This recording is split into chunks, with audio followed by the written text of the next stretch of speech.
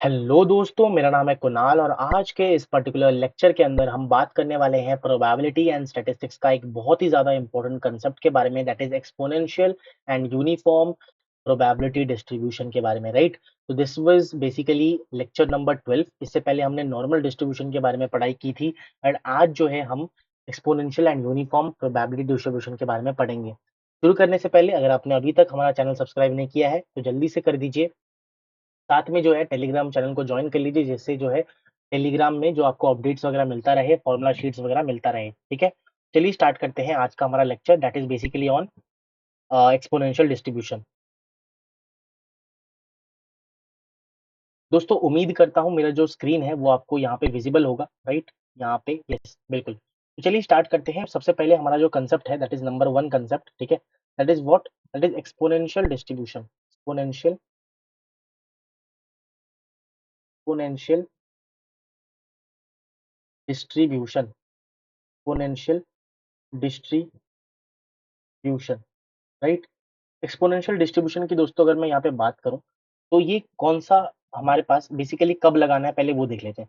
सबसे पहली बात तो व्हेन हमारे पास इन क्वेश्चन, इन सवाल, मैं यहाँ पे लिख देता हूँ, क्वेश्चन ही लिखता हूँ दोस्तों, ज़्यादा पढ़ने का अभी बेसिकली बहुत बोर आते हैं लोग, कोई बात नहीं।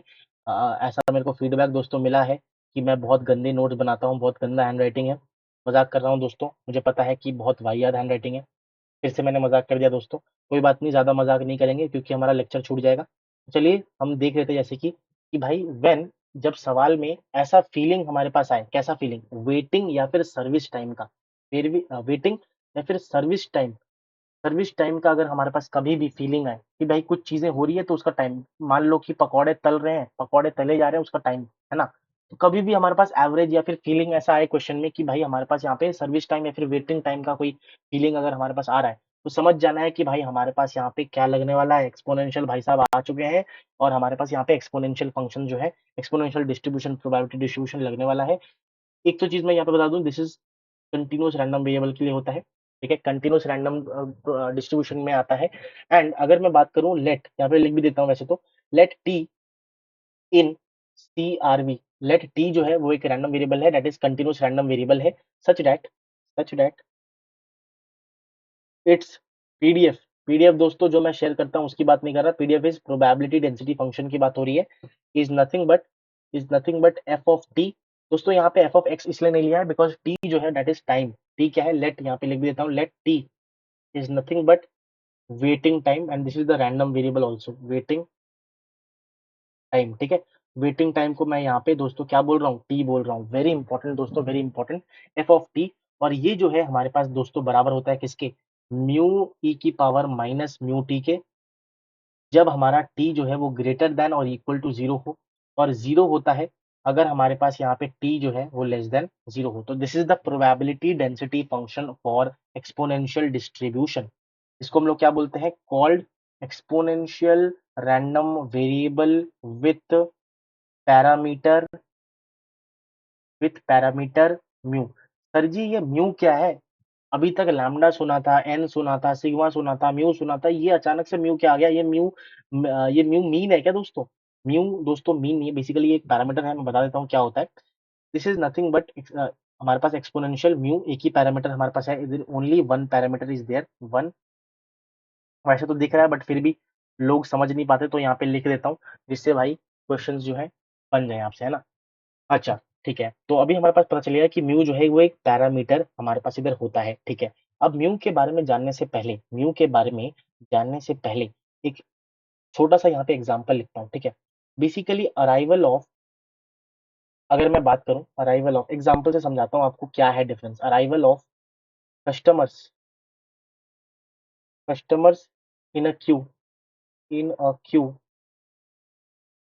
Is governed by Poisson distribution. Poisson डिस्ट्री दोस्तों मेरे को पहले लिख देने दीजिए, है ना? उसके बाद जो है मैं आपको समझा दूँगा। Their waiting time while their waiting time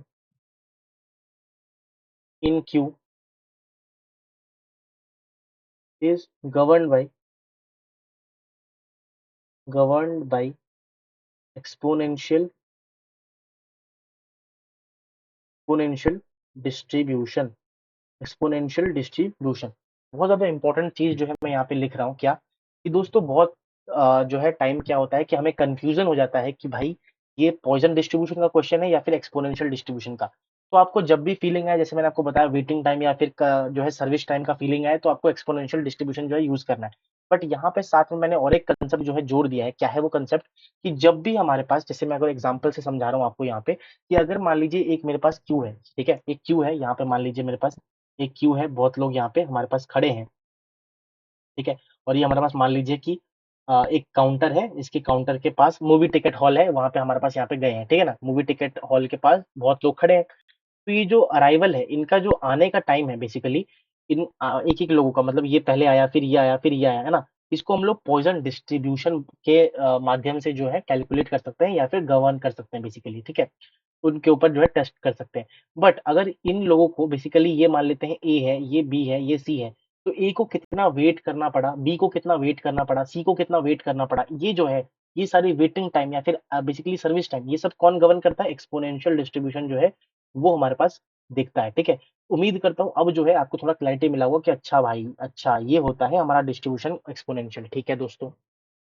अब एक्सपोनेंशियल डिस्ट्रीब्यूशन है, तो अगर मैं ग्राफ की बात करूं तो एक्सपोनेंशियल ग्राफ आएगा। किसी को अगर पता है एक्सपोनेंशियल ग्राफ कैसे होता है, तो मैं आपको बता देता हूँ। This is time, this is zero and this is basically F of T. तो ये हमारे पास कुछ इस तरीके से ग्राफ जो है आता है, क्योंकि माइनस म्यू है, माइनस एक्स है, तो कुछ इस तरीके से हमारे पास ग्राफ आ जाएगा एक्सपोनेंशियल का, ठीक है।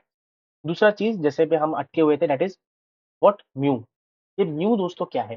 सर जी आपने बोला था कि म्यू बताओगे, आपने बताया नहीं। म्यू तो भाई पैरामीटर होता है, ये तो मैंने बता दिया था, म्यू इज पैरामीटर, ठीक है। एंड ये क्या डिटरमाइन करता है? Service rate, service rate of service provider. जो भी सर्विस प्रोवाइड कर रहा है उसका सर्विस रेट क्या है। कि भाई मैं जो है फॉर एग्जांपल टिकट काउंटर में मान लीजिए कि 10 लोग हैं, ठीक है, तो 10 लोगों को मैं 5 मिनट में जो है टिकट बेच देता हूँ।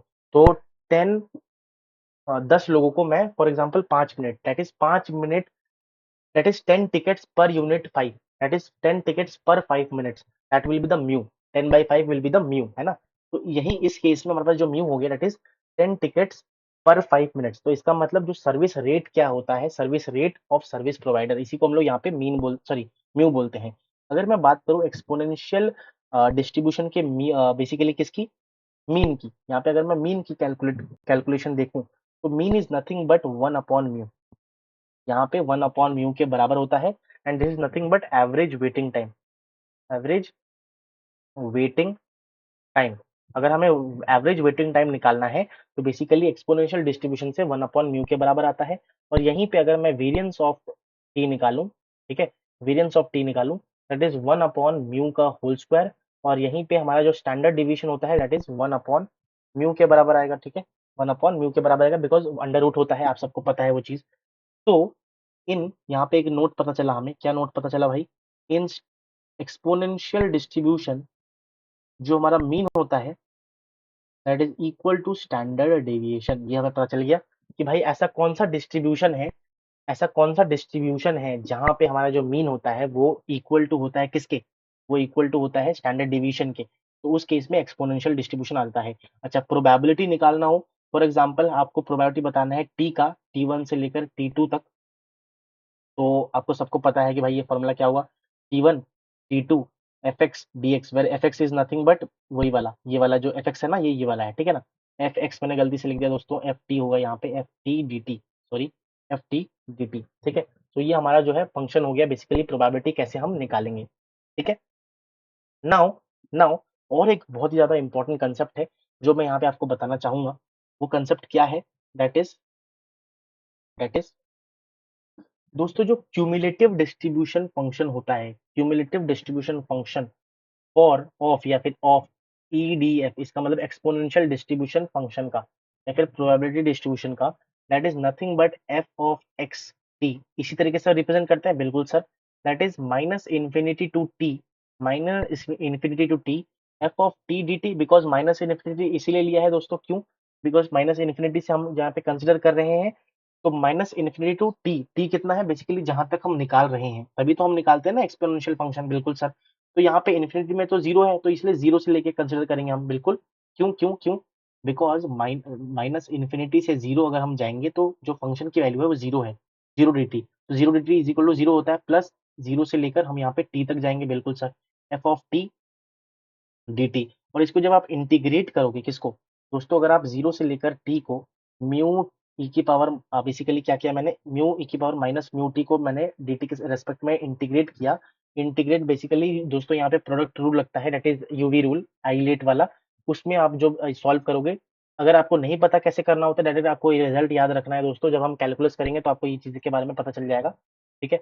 और वैसे तो मैंने pre requisites of mathematics, engineering mathematics में ये कवर करा रखा है कि कैसे हम जो है इंटीग्रेट करते हैं टू बेसिकली यूवी रूल में, या फिर दो फंक्शंस को कैसे जो मल्टीप्लाई में हो, प्रोडक्ट रूल जिसे बोलते हैं, उसको कैसे इंटीग्रेट किया जाता है वो मैंने बता रखा है, अगर आप उसको रेफर कर सकते हो, ठीक है। तो बेसिकली जब आप इंटीग्रेट करोगे तो कुछ इस तरीके से हमारे पास इधर आ जाता है, and this is the cumulative distribution function for exponential distribution. Very important, learn this, very important, learn, ठीक है, लर्न दिस, बहुत इंपॉर्टेंट है, ध्यान रखिएगा, ठीक है। तो इसी के साथ दोस्तों हमने देख लिया कि एक्सपोनेंशियल डिस्ट्रीब्यूशन क्या होता है, क्या बला है, एंड सारे जो मेन मेन कंसेप्ट है उसको हमने यहाँ पे क्लियर कर लिया है, कवर कर लिया है, ठीक है। अब जो है हम सेकंड कैटेगरी की बात करेंगे, that is nothing but uniform distribution. So दोस्तों इसका मतलब क्या है, यूनिफॉर्म डिस्ट्रीब्यूशन क्या होती है भाई? बिल्कुल सर बता देंगे, बिल्कुल बताएंगे। अगर मैं बात करूं यूनिफॉर्म डिस्ट्रीब्यूशन की, इसकी यूनिफॉर्म डिस्ट्रीब्यूशन की, तो in that case particularly what we have, मान लीजिए कि हमारे पास, मैं एक ग्राफ के थ्रू आपको समझाने की कोशिश करता हूँ। दिस इज बेसिकली हमारे पास x, this is zero, and this is हमारे पास यहाँ पे f ऑफ x, ठीक है, f ऑफ x। दोस्तों मान लीजिए मेरे पास ये पॉइंट है, ठीक है, यहाँ पे a, एंड ये मान लेते हैं मेरे पास एक दूसरा पॉइंट है दैट इज b, ठीक है। और यहाँ पे हमने क्या किया बेसिकली, यहाँ पे बेसिकली, या फिर मैं ऐसे रख देता हूँ, यूनिफॉर्म बनाना है ना, तो कुछ इस तरीके से हमारे पास इधर होगा, ठीक है। तो और यहाँ पे आप ध्यान से देखोगे, दिस इज नथिंग बट, ये जो है हमारे पास एफ ऑफ एक्स है, की वैल्यू जो है एफ ऑफ एक्स होगी, बिल्कुल सर एफ ऑफ एक्स होगी। और ये जो हमारे पास बेसिकली क्या है, डिफरेंस है, दैट इज डिस्टेंस है, वो बी माइनस ए के बराबर है। और ये जो है दोस्तों, ये वाला point, that is what, that is nothing but mean. ये क्या है, ये जो पॉइंट है दैट इज मीन, म्यू के बराबर है, ठीक है। तो late x is a CRV, that is a continuous random variable defined on a to b close interval में, हमारे पास एक इंटरवल में डिफाइंड है, such that defined as, PDF जो है उसका, PDF defined as, PDF defined PDF defined as area. अब कैसे दोस्तों पता करें कि भाई क्या हमारे पास पीडीएफ होगा, ठीक है। पीडीएफ हमारे पास यहाँ पे निकालने के लिए सबसे पहले हमें पता है कि पीडीएफ जो होता है एरिया अंडर कर्व होता है। अब एरिया अगर हमें निकालना है, सबसे पहले हमें ब्रेड तो मिल गया कि भाई बी माइनस ए। अब अगर हमें हाइट निकालना है, ठीक है ना।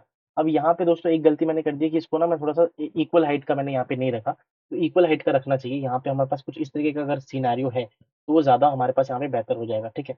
वो कुछ इस तरीके से हम मिटा देंगे इसको, थोड़ा सा बिल्कुल मिटा देंगे यहाँ पे।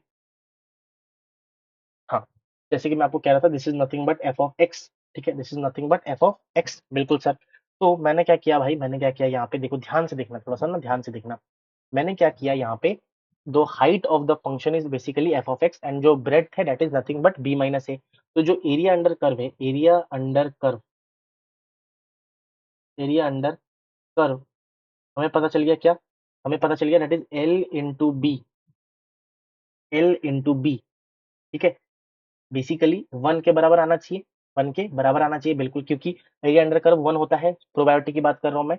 तो इन दैट केस एल की वैल्यू कितनी है, that is nothing but B minus a into f x is basically nothing but 1 के बराबर। तो यहाँ से हमारे पास जो प्रोबेबिलिटी डेंसिटी फंक्शन है for a uniform random variable, वो निकल के आ जाता है, that is nothing but f x is equal to b minus upon 1 upon में बी माइनस ए, ठीक है।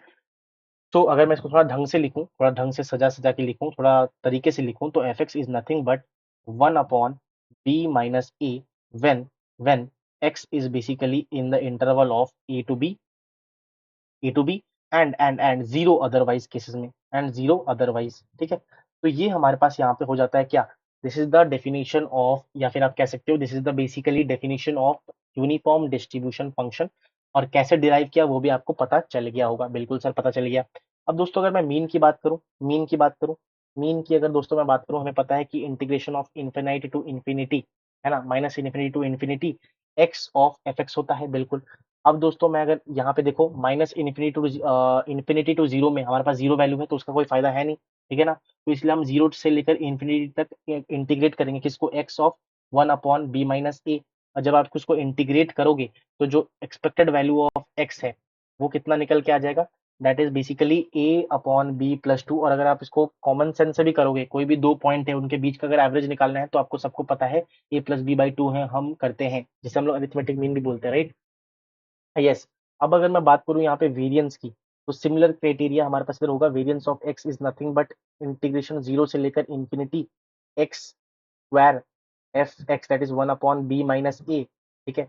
माइनस पूरा यहाँ पे हम करेंगे, दिस इज बेसिकली यहाँ पे ये हो गया ना, यहाँ पे minus of E of x, का होल स्क्वायर, है ना, ई ऑफ एक्स का होल स्क्वायर। यहाँ से जब आप सॉल्व करोगे तो जो वेरिएंस है क्या है, जो वेरिएंस है ऑफ एक्स वो निकल के आ जाएगा क्या, बी माइनस ए का होल स्क्वायर, थोड़ा सा अच्छी तरीके से लिख देता हूँ, बी माइनस ए का होल स्क्वायर अपॉन में 12। तो this is the variance of a uniform distribution. और स्टैंडर्ड डेविएशन निकालोगे, standard deviation is nothing but हमारे पास यहाँ पे बी माइनस ए अपॉन में रूट 12, ठीक है, ये भी निकल के आ गया, चलो ये भी पता चल गया।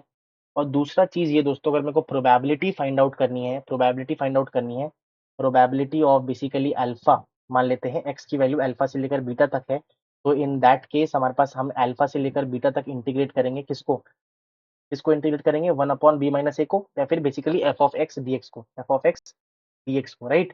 तो this is the way to find out the probability. और बाकी मैंने सारी चीजें जो है बेसिकली वेरिएंस कैसे निकालते हैं, मीन क्या है, वो सारी चीजें मैंने आपको बता दी है।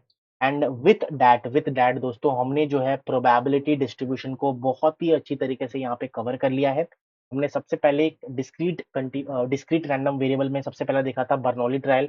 बर्नौली ट्रायल में अगर एक ट्रायल बेसिकली बर्नौली ट्रायल होता है, बट अगर हमारे पास multiple N number of trials है तो वो बाइनोमियल डिस्ट्रीब्यूशन बन जाता है। उसके बाद हमने देखा कि अगर हमारे पास यहाँ पे एन जो है वो 10 टू इन्फिनिटी हो जाए और जो प्रोबेबिलिटी ऑफ सक्सेस है वो बहुत ही ज्यादा कम हो एज कम्पेयर टू एन, तो उसको हम पॉइजन डिस्ट्रीब्यूशन बोलते हैं। वहां पे जो है हमारे पास जो है मीन और वेरिएंस सेम आता है, लैम्डा के बराबर आता है। अगर मैं बात करूं, फिर हमने ज्योमेट्रिक डिस्ट्रीब्यूशन देखा, जहां पे हमने ये सीखा था कि बेसिकली अगर हमारे पास नंबर ऑफ ट्रायल्स निकालना है to get the first success, कौन सा nth ट्रायल होगा, कौन सा ट्रायल अगर हमें निकालना है जिससे हमें फर्स्ट सक्सेस मिल जाए, उसको हम लोग ज्योमेट्रिक डिस्ट्रीब्यूशन बोलते हैं। फिर हमने देखा कि नॉर्मल डिस्ट्रीब्यूशन क्या होता है, जहाँ पे हमने स्टैंडर्ड नॉर्मल डिस्ट्रीब्यूशन जिसमें मीन और जो वेरिएंस होता है दैट इज 0,1 वो देखा, जिससे हम प्रोबेबिलिटी को निकाल पाए। That is continuous random variable का पार्ट था, that is continuous random variable का प्रोबेबिलिटी डिस्ट्रीब्यूशन था। आज हमने देखा एक्सपोनेंशियल डिस्ट्रीब्यूशन, ये भी एक कंटिन्यूअस रैंडम वेरिएबल का पार्ट है, जहाँ पे बेसिकली क्वेश्चन में ऐसी फीलिंग आए कि वेटिंग टाइम या फिर सर्विस टाइम हो रहा है, उस केस में हम एक्सपोनेंशियल डिस्ट्रीब्यूशन लगाते हैं। तो जो मीन है, एंड बेसिकली इस केस में हमारे पास जो मीन होता है और स्टैंडर्ड डिवीजन होता है वो एक एक दूसरे के बराबर होता है, तो ये भी बहुत इंपॉर्टेंट है, जानने की बात है। और बहुत ही इंपॉर्टेंट एक चीज मैंने आपको बताया कि जो क्यूमुलेटिव डिस्ट्रीब्यूशन फंक्शन होता है किसका, हमारे पास जो क्यूमुलेटिव डिस्ट्रीब्यूशन फंक्शन होता है एक्सपोनेंशियल फंक्शन का, एक्सपोनेंशियल डिस्ट्रीब्यूशन का, दैट इज वन माइनस ई की power minus mu T. This is very important, आपको लर्न करना चाहिए। उसके बाद हमने देखा यूनिफॉर्म डिस्ट्रीब्यूशन क्या होता है। यूनिफॉर्म डिस्ट्रीब्यूशन तब होता है जब हमारे पास फंक्शन जो है, या फिर हमें एक यूनिफॉर्म एरिया में हमें जो है प्रोबेबिलिटी फाइंड आउट करना हो in interval of a to b in which the function value have same value. तो इन दैट केस जो एफ एक्स की वैल्यू आई थी दैट इज वन अपॉन में b minus a when x is in the interval of a to b, and otherwise किसी में हमें probability zero मिलती है, that is the probability density function basically. फिर हमने मीन देखा, mean is basically A plus b by two, and जो variance था that is b minus a का होल स्क्वायर अपॉन में 12, ठीक है। और स्टैंडर्ड डिवीजन हमने देखा that is b minus a का अपॉन में रूट 12, ठीक है। तो विथ दैट दोस्तों, हमने पूरा प्रोबेबिलिटी डिस्ट्रीब्यूशन आज के वीडियो में, आज के अभी तक हमने खत्म कर दिया है। नेक्स्ट जो लेक्चर होने वाला है उसमें हम curve curve fitting, correlation coefficient and regression के बारे में बातचीत करने वाले हैं, जॉइंट पीएमएफ पीडीएफ के बारे में बात करेंगे, एंड देन जो है हम हाइपोथेसिस टेस्टिंग में आ जाएंगे। तो और थोड़ा चलने वाला है, it will require 8 to 9 videos now, और ज्यादा लगेंगे, जिससे हमारा प्रोबेबिलिटी बहुत अच्छी तरीके से कंप्लीट हो जाए। एंड विद दैट दोस्तों, thank you so very much for attending this lecture, ठीक है। Just a second. तो सेव कर लेते हैं पहले। यस, दैट्स इट, मैंने सेव कर दिया है दोस्तों। एंड नोट्स आपको मिल जाएंगे टेलीग्राम चैनल में, और इसी वीडियो के नीचे भी मिल जाएंगे आपको।